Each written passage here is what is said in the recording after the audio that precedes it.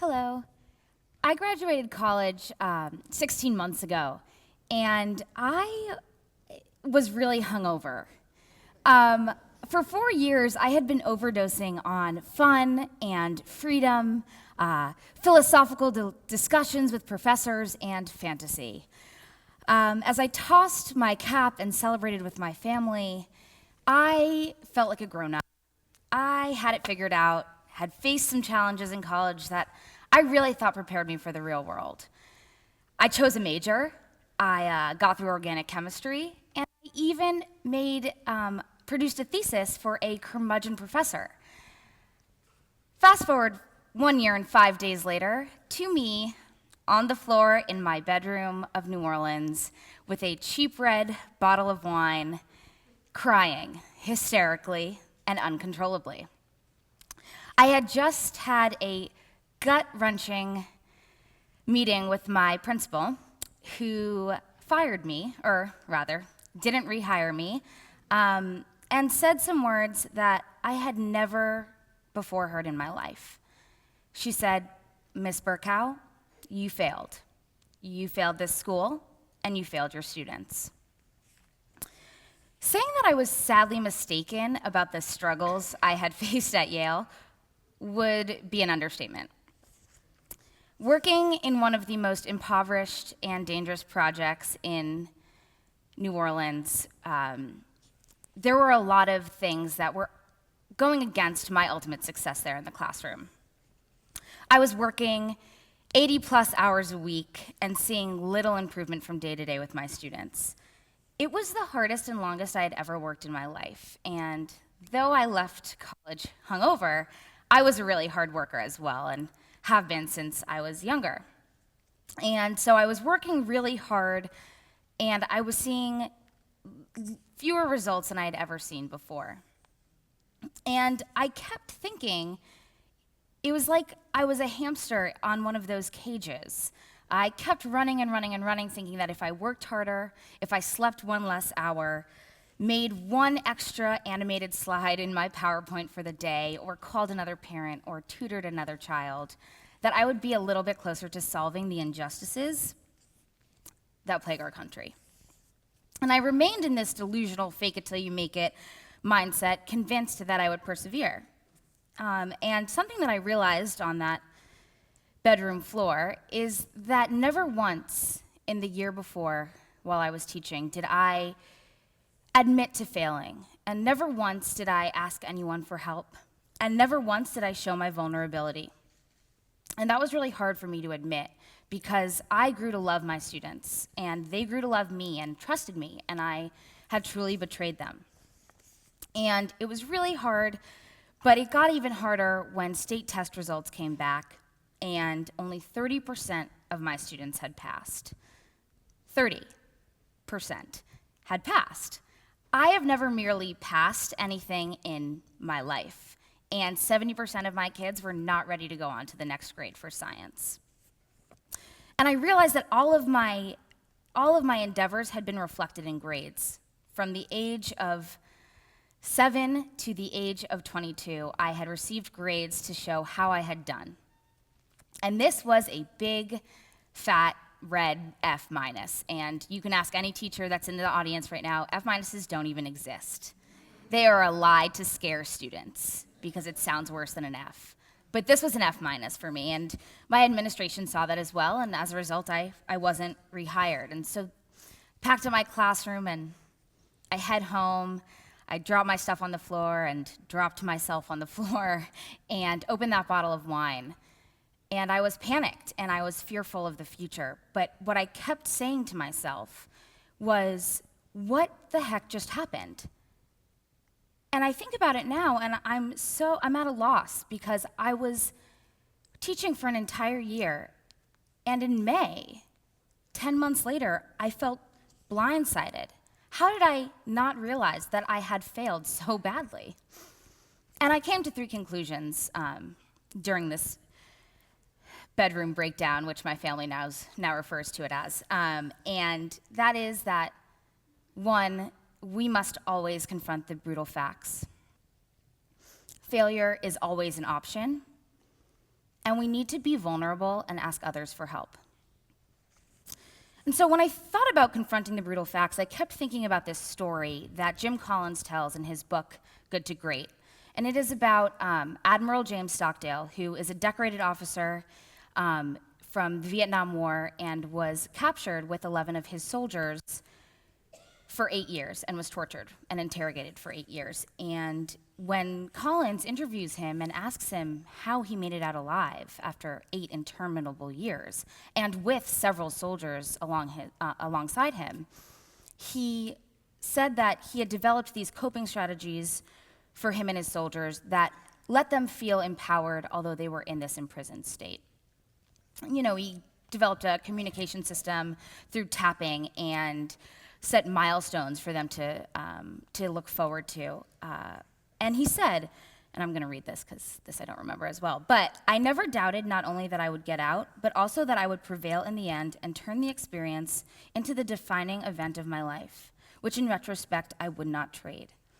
And that faith that he had in himself during this ordeal, it was not inherently spiritual. It was an affirmation of his survival. And what I found the most interesting and what spoke to me the most was that when Collins then asked Stockdale, well, why were there some soldiers who didn't make it out, some who didn't live?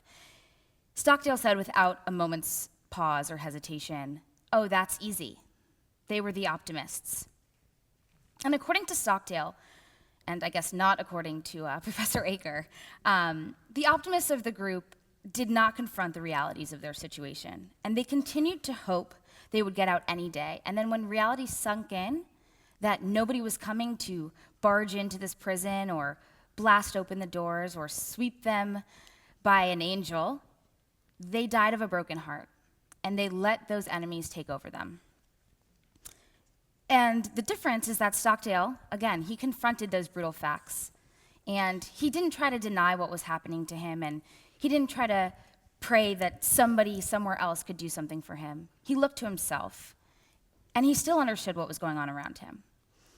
And let me be clear, I'm not likening my experiences to a prisoner of war, or even to a prisoner down the street, or even to my students who face struggles every day. But after teaching a year in inner city New Orleans schools, I realized that I had spent the first 22 years of my life as an optimist, because I failed to confront the brutal facts of my position in life and my ability to affect change, much like the POWs who capitulated in front of Stockdale. And sure, last year when I was teaching, I went to TFA seminars that told us how to invest our students, and I dropped my students off at their houses that were packed with multiple families, and I saw sixth graders who could barely write their name. But those brutal realities were never actually confronted, and they never came into the same panorama as my inner drive and work ethic. And so without the merger of those my true surroundings and my inner drive, my goals could never be met. So I know now to always confront the brutal facts so that I can prevail and ultimately triumph. My second conclusion is that failure is always an option. And after seeing what the education is like for those who don't go to Ransom, and after growing out of my teenage angst, I can truly say that Ransom is one of the greatest establishments in this country, and it offers incredible educational opportunities that I've yet to see anywhere else. They held us to a really high standard here, and Ms. Mosseri talked about it in an earlier session. There were very high expectations for us. And those high expectations were great, and they pushed us to college, and they pushed us beyond, and they pushed me to this stage today. But they also created this unspoken potential for failure, and this unspoken potential for not meeting them. And we never talked about that in school. We never talked about what it looked like to fail or to struggle. And that fear became so deeply instilled with us that instead we masked it, and we masked it with drive and with passion. And to be honest, I love the part of the speech that Ms. Mosseri talked about, that we need to put into this world what we want to get out of it, and we want to help others and be a school of service. But what she doesn't talk about after that, and what most teachers didn't talk about after that, was that Paul Ransom goes on to say, They need to be unwilling to give up their lives to the selfish pursuit of pleasure. They believe in work and are willing and anxious to do their share of it. They do not shirk the great problems of life, but meet and solve them. Hearing that even now, even while I'm on this stage, I get a little bit anxious. That's a really big thing to expect from a bunch of teenagers. And to be honest, under that mission and under the guidance of my parents, who similarly instilled a you can do whatever you want if you work hard attitude, I kicked ass at Ransom. And I heard Miss Mendoza laughing because she agrees. I did it all. I got the grades. I joined the extracurriculars. I had the friends. I connected with the teachers. Because in this reality that was set up for me, I could be a great problem solver in life. But what Paul Ransom failed to warn his students was that the struggles that we would face if we chose this matter of course and ventured out into the real world, those are tough, and those are not going to be easy. And nowhere in his letter does he warn us that we will fail at times, despite our passion and hard work. And perhaps had I anticipated failure going into teaching, the square one I found myself in last May would not have been so traumatic. And so this pervasive sentiment of a privileged child's life leaves no room for reality, or dare I say negativity. This mentality worked, and it worked really well, but only so long as I was in the world where it was created. As soon as I stepped out of the gates of Yale and onto the streets of New Orleans, I stopped kicking ass, and I started getting my ass kicked. And with every hiccup that occurred throughout the year, every failure, every problem, every setback, instead of embracing it and reflecting on it and knowing how to reflect on it and change course and reinvent, I powered through, and I kept working harder and sleeping less. But what I realized at the end was that failure happens, and failure will happen. And when it does, we can't just move forward blindly with this belief that if we sleep less and work more, we will triumph. We have to soak in that square oneness of failure. And only when we do that can we move on to square 2 and square 3 and square 4. And so I confronted the brutal facts, and I realized that failure was always an option. And then the most difficult thing for me to truly understand was how to be vulnerable and ask for help.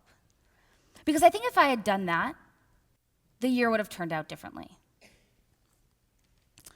I easily self-advocated for myself here at Ransom and also in college. I went to those office hours, and Miss Judy, who was also a speaker, will tell you that I was probably her most frequent visitor during what I now understand to be her very precious planning period. And I knew how to fight for the grade that I deserved or ask for the club that I wanted to be created. But I never knew how to ask for real emotional help. And it turns out that's really different.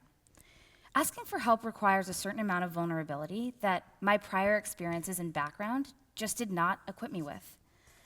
After all, if I was to be a great problem solver of life and not shirk away from them, but meet and solve them, as Mr. Ransom so boldly declares, how could others turn to me for guidance and leadership if I couldn't handle my own business? And it wasn't until joining my new school, Psi Academy, which would be a completely different TED Talk in itself because it is changing the face of education in New Orleans. It was only there that I learned how to be a vulnerable leader. In fact, I realized that vulnerability and the willingness to depend on others are actually critical attributes of transformational leading. And without that openness and ability to place trust in others, those teammates can't trust you, and you can't succeed. But it's not just those coworkers that you need. And it's not just those coworkers that need to see you vulnerable. Throughout this struggle, and even throughout my sobs on the bedroom floor, I didn't reach out to anyone. And I didn't reach out to those who loved me and who believed in me despite my failures and despite my flaws. And those are the people we really need in our life. Because without them, our successes are meaningless, and our failures feel even worse. Bring them in. Make them a part of your struggle and invest them in your success by showing that you need them. Because help doesn't make you weak. Help makes you strong. And it sounds so logical, but it is still something that I'm repeating to myself every single day. So Psi Academy is my square 2. And thank God I'm out of square 1 because it was not fun. But I got through it, and I embraced it. And I soaked it in and let it hurt for a very long time. But from my bedroom meltdown to my biology classroom, I've embraced last year's failures, and I've grown as a teacher and also as a person. Just one last note. We have a line at Sci Academy. We have a lot of common language, and we have a credo that we say every day with our students. And one line is taken directly from a speech of Frederick Douglass, and it says, "Without struggle, there is no progress and no greatness." And I find it really ironic that I'm actually identifying with Frederick Douglass, who I read about in Mr. Peterson's class as he dressed like Robert E. Lee, and with Dr. King around the Harkness discussion table, and even with Professor David Blight, a renowned Civil War historian in one of the oldest lecture halls in the country. And I never thought that that idea of without struggle there's no progress and no greatness, I never thought that that would apply to me. I thought it only applied to my students. But now I know.